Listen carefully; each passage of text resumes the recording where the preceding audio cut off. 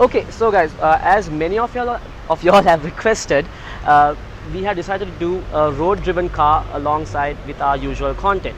So what we have for y'all today is a 2011 Kia Sorento, and I will give y'all a walkthrough of the exterior, and Oshan will give y'all a walkthrough of the interior. Yes. So, as y'all heard already, my name is Shervin. I'm Oshan. And you're watching Streets of Salon.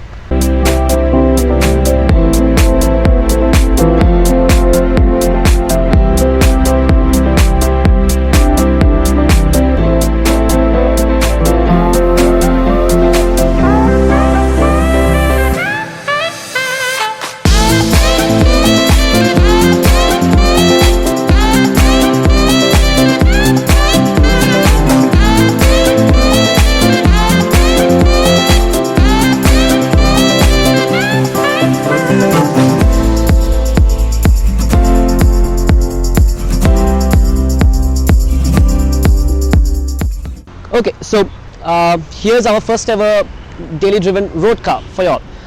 First of all, it's a Kia Sorento, a 2011 Kia Sorento, the second gen, which is the pre-facelift version. Now, at first glance, the car is very aggressive due to these scoop lights here, and also the honeycomb grille in the middle, which is pretty nice. And also you have fog lamps, which is an additional benefit. Now moving down, you have this black trim, which is plastic, and it is actually to help in preventing additional mud to get daubed on the paint if and when you decide to go off-roading.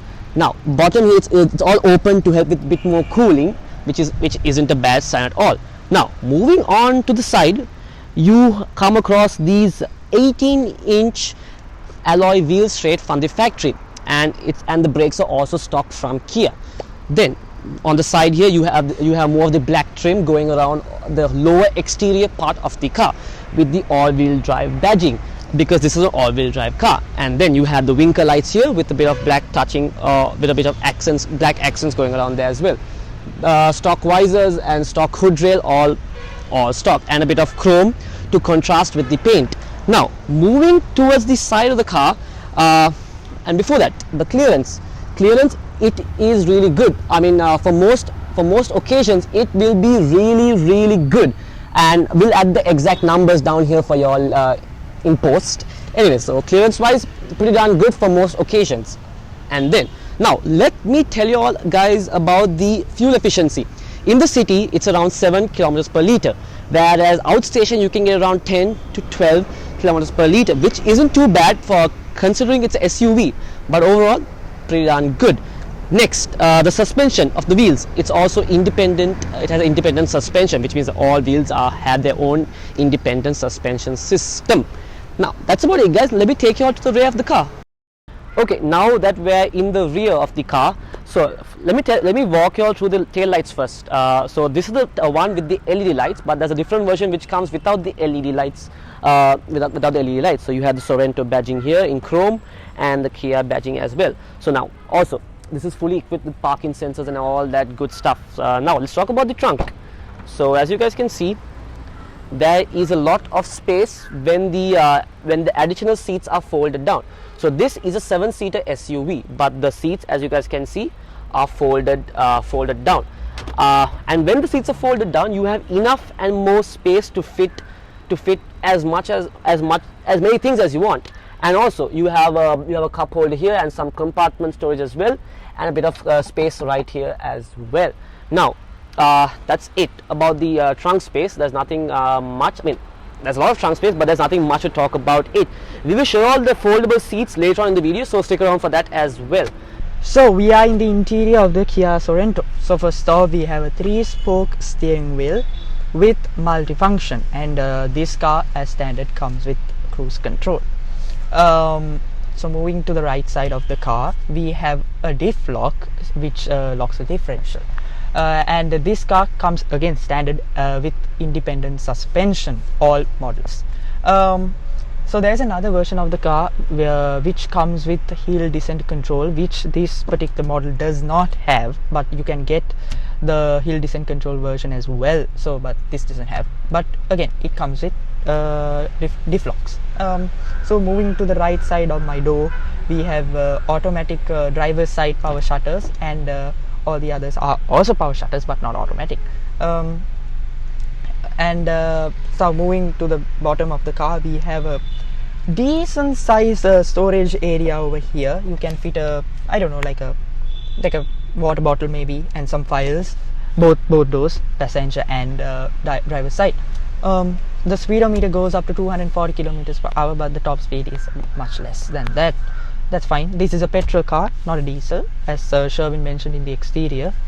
So moving to the left side of the car, we have our infotainment system, which comes from factory. So it has FM, AM, CD, auxiliary, and all that basic stuff, I guess. And you have dual zone climate control as well. And also this car comes standard with Bluetooth for call audio only, not to play songs. So call audio, Bluetooth. And moving down, we have an auxiliary port, USB port, and a 12-watt power outlet as well. And we have another storage area over here and underneath as well, to keep your phones and your wallet and whatnot. So this, and there's another one in the bottom you can't see, we'll add a b-roll. And we have 2 cup holders as well, and another huge storage area over here. So it's very spacious and very practical for a family. So if you have a large family, or I don't know, like if you're looking for a family car, this is a perfect SUV. Transmission, so this is a 6-speed automatic with Tiptronic, so you can, like, you know, put it drive and then you can change the gear manually. So it's a Tiptronic 6-speed automatic. It's not really Tiptronic because you don't have paddle shifters, you have to shift the gears from the gear shift itself. So yeah, and more transmission options are 5-speed manual, 6-speed manual, and the 6-speed automatic. And the manual versions, I guess, are super rare to find in Sri Lanka, I'm pretty sure, because I've never seen a manual Kia Sorento in Sri Lanka. So it also has electronically operated driver's seat, so all the, you know, the support and all that, the lumbar support and everything is electronically assisted, only on the driver's side, not the passenger. So yeah, and these seats are perforated black leather interior. Yes, and it is black teak as well, so you can get it in brown and brown leather seats and all that good stuff. So that's about it. So moving to the top of the car, we have a sunglass holder, a vanity mirror with a light. Yes. So the sunroof, we have a sunroof and a moonroof as well. We'll show you the moonroof. So this is electronically operated. When you push this, it automatically opens. So only the front compartment of the sunroof is electronically operated, but the back, it isn't. It's just the glass. So we'll close it now. I mean, it takes time. What do you expect, right? 2011 car. There you go. So yeah, you can close it as well if you don't want the sun to come to your face. Reading lamps as usual, all that stuff. Glove box, like I mentioned, is pretty darn big. So yeah, we'll move on to the rear of the car, or the back seats. So we are in the back seats of the Kia Sorento. As you can see, I have plenty of space, shoulder space, leg space, everything is pretty much amazing. And like I said, the moon roof, it's not a sunroof, it's a moon roof. You can't open the window, by the way, only this part. So, and we have some decent space, again, storage compartment over here. You can fit a facial tissue pack. Yes. Speakers as well, and like I mentioned, in the front, the dual zone climate control. You have AC vents over here and there as well, and some, you know, nets to hold your, I don't know, tissues and whatnot, and a 12-watt power outlet as well. Again, here we have an armrest along with 2 cup holders. Yes, pretty darn good. So these seats you can fold down. We'll add a b-roll of that as well. So the trunk space, you have plenty of trunk space if you fold down the rear seats as well. This is how you get into the third row of the car. You fold the seat down.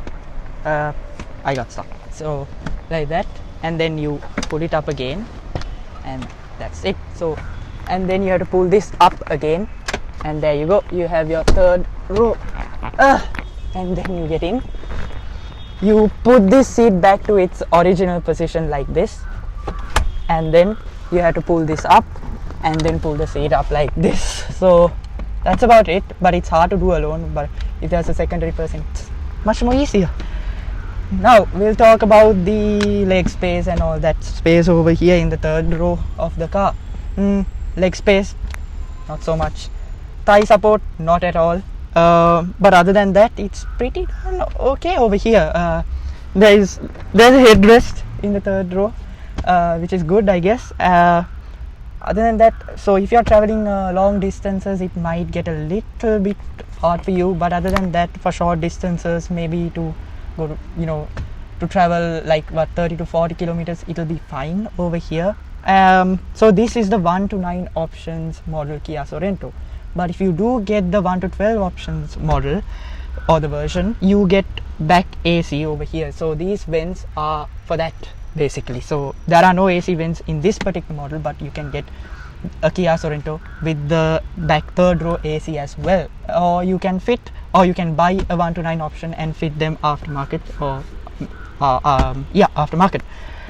Storage compartments over here. You have a small storage compartment over here, a cup holder, and another storage compartment over here. So like I said, 1 to 12 options differ from the AC, and it gets headlight washers, and also additionally it gets push start, which this doesn't come with. The 1 to 9 doesn't have push start. It has a key start option with this key. So and another cool thing to know, as the owner mentioned to us currently, so in case the fuel cap or the fuel lid gets stuck, or you cannot open from the original button of the fuel cap, what you have to do is there is this small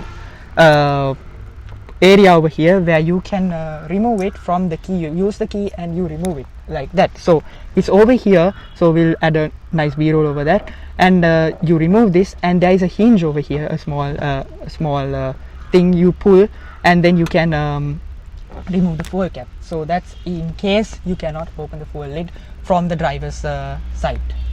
So the engine bay of the car. So this particular car is a petrol, and it is a 2.4 liter 4-cylinder producing around 172 horsepower, 0 to 60 in 9 seconds. So yeah, that is this particular engine bay, 172 horsepower, 2.4 liter 4-cylinder. Now there are more engine variants for the Kia Sorento, which is a 2 liter diesel inline 4 and a 2.2 liter diesel inline 4. So as you can see in the petrol version, there is a huge gap because the diesel version of this particular model has a bigger engine, so hence the gap on the petrol version. Now that is the 4-cylinder variant, so you get this version, 2 diesel options, and there is a V6 option as well. That is a 273 horsepower 3.5 liter V6, which I think is quite rare in Sri Lanka, maybe none in Sri Lanka, because we don't really get the V6 options here in so I guess Sri Lanka. Yes, maybe there is 1 or 2, maybe. So we have given what you all wanted, 2011 Kia Sorento. So this is our first ever road driven daily driven car review. So special thanks to Mr. Rajita for giving us the car to review. Yes. Also, the car is for sale, so you all can DM Streets of Ceylon 20, which is our official Instagram page, for more information on prices and a location to come visit the car. So also follow us on TikTok, which is Streets of Ceylon, our YouTube page, and subscribe to our YouTube channel, and turn on that bell notification. Stay tuned when we post new videos like this. So that's about it, guys. Streets of Ceylon signing out.